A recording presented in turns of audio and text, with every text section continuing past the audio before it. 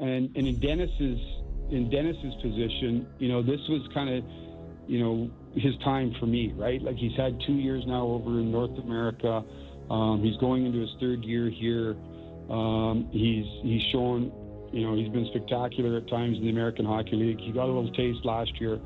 So he's had a really good camp thus far. He was real good last night. So there's an opportunity that opens up for him, right? And so now your job as a player is grab a hold of it, and myself and our staff will continue to look whether a player was taking a leave or not. Is there other avenues to make us better? So we'll continue that process, and we're hopeful and real optimistic that we'll see Joe, before too long. Brad, you may feel like you have depth, but what you definitely don't have is experience now. And this is an organization that we've seen third goalies like a Matt Murray in the past to be a little bit of that cushion here. So in your mind moving forward, is there a cutoff date if in fact that, you may not have Joseph Woll for 2 weeks, 3 weeks, a month? Is there depending on what you see early, is it a short leash for these guys to back up Stolarz? I mean, you just go day to day on this?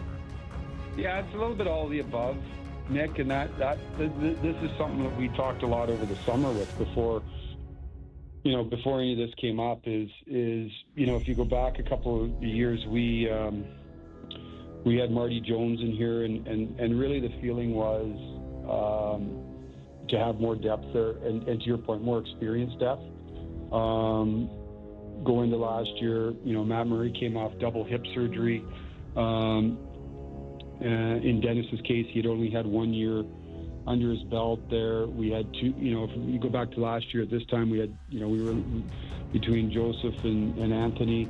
There's question marks there on the number of games that they've played. And we wanted just to have a little bit of insurance blanket. And, at some point you have to, you have to have people swim a little bit. You got to take the training wheels off and let them ride. And, that's certainly the case that we're looking at with Dennis right now. Now, that's not to say we continue to look and say, is there other avenues to support us better here, hopefully in the short term, and we'll continue to look at that. Dennis has got an opportunity in front of him. Arturs has got an opportunity in front of him, and I'm hopeful that they'll grab it, and we'll continue to look at and review daily. Is there another option to best support the guys that we have right now and the group as a whole? And just to close the book on the goalie conversation, any update on a Stolarz contract? Is that something you think will get looked after before the season starts? Well, I don't like to talk too much about contract negotiations, other than we're certainly talking with their side, and I'm always optimistic until I'm not. So we'll continue to work away at it. The good news is we got Anthony. He's under contract for this year. He had a terrific year last year. We're hopeful that we can get something done, but we know that there's really no immediacy for it right now, in the sense that he's under contract, and I'm expecting him to have another real good year. But we're certainly working away with it, and hopefully we can get to the finish line here before too long. If you don't get a deal, would you be happy with him coming up to you and saying, I'm going to bet on myself and make you pay a lot more after a real successful year? Yeah, I mean, the great thing I've always found is for competitors, which Anthony is, they are very confident in their abilities, and I'm really, really confident in him. And we've had lots of communication, obviously, both with his agent and Anthony and myself. It's been open dialogue. I think we both know where each other's side is, and like I said, I'm confident that we can get something done. But I don't look at it as a dire situation at all. I look at it as he's poised to have a really good year. If we can get something that gets done before the season starts and give us some certainty there, that would be my preference. But if not, I know we're going to have a real motivated player to go out having a really good year. Brad, a couple more for you here. Appreciate your time today. Just want to ask you about a new look bottom six this year. You bring in a couple of big bodies in Joshua and Wah. And there's just a lot of bodies right now. You guys have, I would say, more NHL caliber depth players than I can recall the Leafs having. What, what is that presenting for you as a general manager? Well, it gives you options right now, Justin. It gives you a little bit right now. Nick got banged up a little bit. He was off the ice for a few days, so he skated today. We haven't seen, that's the early part of camp, right? You're trying to get, pairings together and interchange some people. So we haven't necessarily seen, Nick at full strength in game action yet, or where it all sits out. We certainly have some ideas in mind that we've discussed over the summer. But what I think it does is it gives us a little bit of options. And two things: it gives competition, and lots of times in training camp, as you two know, you can pencil in a lot of the names that where they're going to be. And here, I think there's some real competition there, and that there's different styles of players. We've got lefties, righties. We've got, I like our depth in the middle of the ice. We've got guys that can play on a power play, can play on a penalty kill. So I think right now it's going to come down to number one, performance. And then, as I said before, where we can see some fits. I know, Craig is intrigued by, Dakota and Nick as a possible pairing there. You've got size, you've got forechecking ability, and just in the brief little bit we've seen them in camp together, they're two big men that play down, that are hard to handle down low. You've got Nick, that he's intriguing, really intriguing for me as a right-handed centerman, and I think he's really excited about potential role here. So you're right, there's lots of bodies here right now, and as we talked about, we've got some young guys pushing as well. So ultimately it comes down to performance, and we said to the team at the end of the day, this 3 weeks here, what we're looking for is ultimately who can help us win, and who's going to thrive in the role that we're going to need them to play. And that's really what this next, or what are we, 2 weeks from the Bullets flying for real. So that's really where a lot of our focus is where does everybody fit, who do they fit best with, and who's performing best.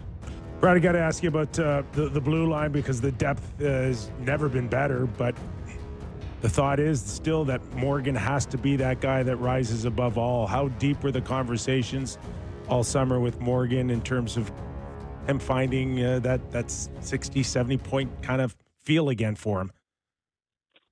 Yeah, I think Morgan and I had a good chat, after the season, and I think it was just a real honest discussion. And what we need is, we don't need anything more than just, we need the best version of Morgan. And what was really gave me a lot of confidence is, you guys know him. He's a proud guy. He's he's a truthful guy, right? We all know when we can be better, and he took it to heart. And like I said, I always laugh at the beginning of every training camp, because everybody's in the best shape of their life, and everybody's either lost 10 pounds or gained 10 pounds, and everybody looks good. But Morgan really, there was a fire to him this summer. We're in the facility, and I don't remember many days that Morgan wasn't here. And so he really put a lot of work in his preparation this year. And you're right, we need, it's not a secret, we need the best version of Morgan. I'm really confident that we're going to get it. But that, it doesn't just stop at Morgan. I like our blue line. We've got, we start the year now with Carlo here, who came late last year. There is depth there. It's an experienced group, and then you've got some guys pushing from underneath, which at the end of the day, to be a good organization, you need that at all positions. You need people pushing, and we certainly have that. So we talk about the 6 or 7 guys or however many you keep up here, but you're going to go through injuries. And we saw it last year, especially up front. We had a lot of injuries. But I think it can be a real stabilizer for our team as our defense. But we need all of them contributing to the level that they can. And like I said, through the first whatever we've been through here now, 5 or 6 days, I've been happy with that. I've been happy with some of the maybe the names that aren't talked so much, that are pushing, and they're eager to get a spot on the roster as well. All right, the biggest name of them all, Austin Matthews. I was telling the guys here yesterday, I like the fact that he's given the media like a small window to mention Mitch Marner a few more times, and then that's it. It's over. Your early impressions of your captain. Yeah, I mean, he sets the tone for us. For when you're out, to me, it starts with his preparation. Austin was back here early in the summer, and it's amazing when he shows up. It seems to be everybody else is here now then too, so that he was here probably a month before we got going, and just the preparation he puts. I've said it since I got here. The preparation he puts towards his craft, the way he practices, the level. He sets the standard, and I think for any team, any organization, when your top guys are working the hardest and competing the hardest, that's the level that everybody else has to follow. So he's been dialed in since the start of camp, and he's feeling good physically. He looks good.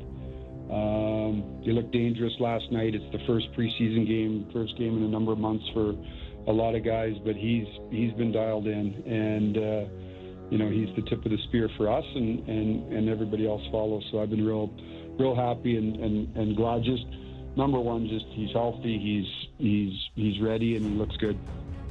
Brad, we really appreciate your time. Enjoy the ball game tonight. Oh, it's good to hear you guys back on the air. You can that 6-month hiatus is over. Time to get back to work. Let's see if you feel that way in about a month. Yeah. Thanks, Tree. Appreciate Brad. it. See you guys. Brad Treelevin, General Manager of the Toronto Maple Leafs. Good stuff. What do you want to pick a few things out of that? We got a little time here. Or you want to go to break? But we got all day. Well, maybe by all day, I mean 20 minutes. But what's your first? We're all going to say at the same time. It's Joseph Holden. Goalie. Yeah, Goalie. Yeah. That felt like maybe he's not coming back next week. No. You don't. Guy doesn't go home. And you know what I found kind of, listen,